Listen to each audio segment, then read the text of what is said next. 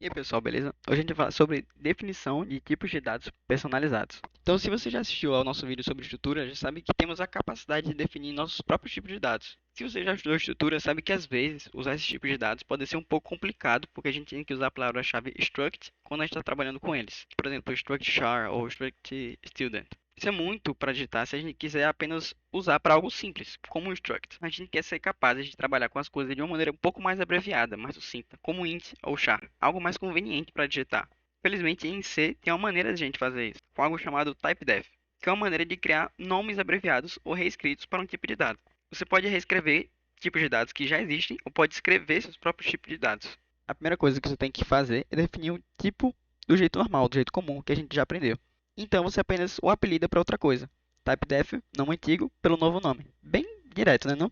Assim a gente pode usar typedef, por exemplo, o tipo de dado já existente, unsigned char, como byte. Então, de agora em diante, depois de a gente fazer essa definição de tipo, que normalmente estará no topo dos nossos arquivos .c ou em um arquivo .h separadamente, podemos usar byte em todos os lugares que desejamos para criar um caractere não assinado, unsigned.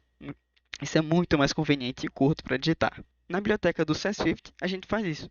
Digitamos char asterisco como string, porque a gente abstraiu a ideia de ponteiros. E o fato de que um string é realmente um ponteiro para o primeiro caractere de uma matriz de caracteres, é meio confuso de entender isso, mas é isso que a gente faz. E essa linha de código realmente existe em CS50.h. Typedef char está string. Apenas torna isso um pouco menos complicado de lidar. Você provavelmente a esse ponto já entendeu um pouco do valor que o typedef tem, mas o typedef se torna ótimo quando combinado com structs, como eu falei antes.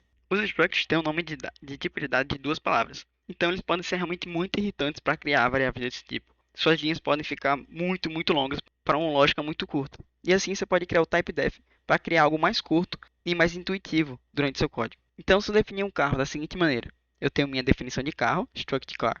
Então, eu abro as chaves, depois todos os campos da minha estrutura, fecho as chaves, ponto e vírgula. Depois de definir meus dados type, posso usar typedef struct car como car underline t. Então, quando eu fiz isso agora toda vez que eu teria usado struct car, eu posso apenas usar car underline t. Essa é uma maneira muito mais curta de expressar essa ideia, dessa estrutura toda que eu acabei de criar. De outra forma, porque os structs são muito comumente usados com o typedef, você pode realmente definir o tipo entre o início e o fim. Portanto, a estrutura typedef é normalmente typedef antigo nome ou novo nome, onde os nomes já são tipos que você criou, mas você pode realmente definir uma struct bem no meio da typedef, em vez de ter que defini-la separadamente, e então fazer um typedef dela, como a gente viu antes. Isso ficaria desse jeito: typedef struct car, abro chaves, todas as suas definições de campo, fecho as chaves e car underline t.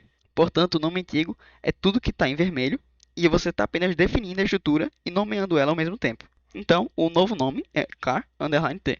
Então, se a gente quiser começar a usar isso no nosso código, anteriormente eu poderia ter dito struct car marcar ponto e vírgula. Bem, eu não preciso mais fazer isso agora.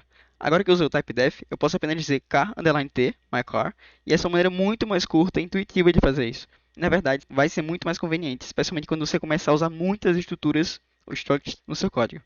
Bem, por hoje é só. Eu sou o Daniel, isso é CS50 e até uma próxima.